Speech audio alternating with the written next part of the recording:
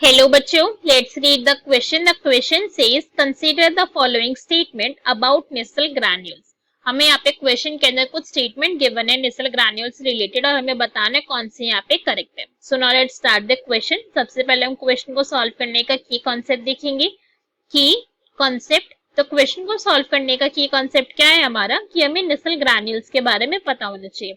Okay अगर हमें knowledge है भाई कि नेसल ग्रैन्यूल्स क्या होते हैं, कहाँ पर रिप्रेजेंट है, एक्चुअली में है क्या, तभी तो क्वेश्चन को सॉल्व कर सकते हैं। तो अगर मैं नेसल ग्रैन्यूल्स की बात करूं तो भाई जो नेसल ग्रैन्यूल्स एक्चुअली में होते क्या है, ये इरेगुलर मासेस है। क्या है ये? इरेगुलर मास। ठीक है, इरेगुलर मास होते हैं, बट ये किस चीज के इरेगुलर मास होते हैं? ये होते हैं राइबोसोम्स के। तो इरेगुलर मास ऑफ राइबोसोम्स को क्या बोला जाता है? इन्हें ही नेसल ग्रैन्यूल्स बोला जाता है। अब किस सेंस में इनको बोला जा रहा है? ये राइबोसोम नहीं बोल रहे, मैं इनको क्यों बोल रही हूँ इस पॉइंट को समझेंगे।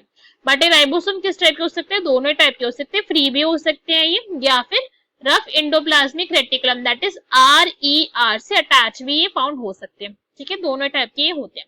अब भाई राइबोसोम है, आपने अभी क्या बोला कि राइबोसोम है, तो राइबोसोम का काम क्या होता है? राइबोसोम का काम होता है प्रोटीन सिंथेसिस। यही तो काम है ना राइबोसोम का, प्रोटीन फैक्ट्री में से इसलिए कहते हैं। तो ये भी वही काम परफॉर्म करेंगे। इनका भी फंक्शन क्या है? प्रोटीन सिंथेसिस करवाना। ठीक है, तो भाई नेसल ग्रैन्यूल्स मैंने फिर वर्ड क्यों यूज करा है इनके लिए? सब कुछ तो इनका राइबोसोम्स जैसा ही है, सिर्फ इसके अंदर इतना सा डिफरेंस है कि नेसल ग्रैन्यूल्स क्या है आपके, ये साइटोप्लाज्म के अंदर और डेंड्राइट के अंदर फाउंड होते हैं। कहाँ पे? आपकी नर्व सेल की, जो आपकी नर्व सेल होती है, अगर उसके अंदर आपके राइबोसोम्स प्रेजेंट है तो हम उनको क्या बोल देते हैं? नेसल ग्रैन्यूल्स बोल देते हैं। ये कहाँ पर फाउंड होंगे? आपको उसके साइटोप्लाज्म रीजन में फाउंड होंगे और डेंड्राइट रीजन के अंदर फाउंड होगी। इसको समझने के लिए हम क्या करते हैं? एक डायग्राम बना लेते हैं हमारा, ऐसे न्यूरॉन का समझने के लिए। बहुत रफ सा स्केच बना रहे हैं, सिर्फ समझने के लिए गंदा गंदा सा ऐसे बना लेंगे, ड्रॉ कर लेंगे और पॉइंट को यहाँ पे समझेंगे क्या होता है। तो ये हमने इसकी सेल बॉडी बना ली, एक्सॉन बना लिया। अब हम डेंड्राइट ड्रॉ करते हैं इसके। ये सारे के सारे क्या है? These all are dendrite processes निकले हुए हैं सेल बॉडी के सारे के सारे। तो जो हमारे नेसल ग्रैन्यूल्स है वो कहाँ पे फाउंड होता है? वो इसी रीजन के अंदर फाउंड होता है, जिसको हम क्या करेंगे? हमने बोला था डेंड्राइट के अंदर है और साइटोप्लाज्म के अंदर है। तो जो सारा ग्रीन रीजन है हमारे, ये साइटोप्लाज्म का रीजन, और ये जो हमने ड्रॉ करा है, फिर से हाईलाइट करा है ग्रीन कलर से, डेंड्राइट वाला रीजन, यहाँ पे आपको नेसल ग्रैन्यूल की ऑब्जर्वेंस दिखेगी।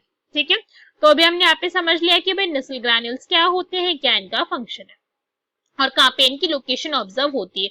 अब हमारी स्टेटमेंट रीड करेंगे और चेक करेंगे कि भाई कौन सा हमारा यहाँ पे करेक्ट आंसर होगा। दीज आर रेगुलर मासेस, तो भाई ये तो इनकरेक्ट हो गया, बिकॉज ये कैसे थे? ये तो इरेगुलर मासेस थे ना, तो first one is incorrect. Next is these are irregular masses of ribosomes and ER, तो ये वाले स्टेटमेंट हमारे करेक्ट है, इरेगुलर ही थे, ये ग्रैन्यूल्स थे अपने आप में और इरेगुलर थे, तो दिस वन इज करेक्ट।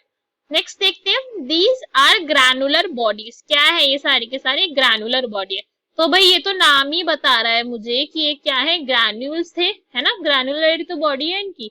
तो ये थर्ड स्टेटमेंट भी हमारी करेक्ट हो गई। फोर्थ स्टेटमेंट में क्या गिवन है?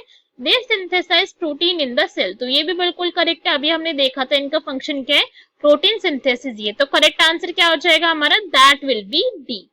Hope you understood it well. Best of luck. Thank you.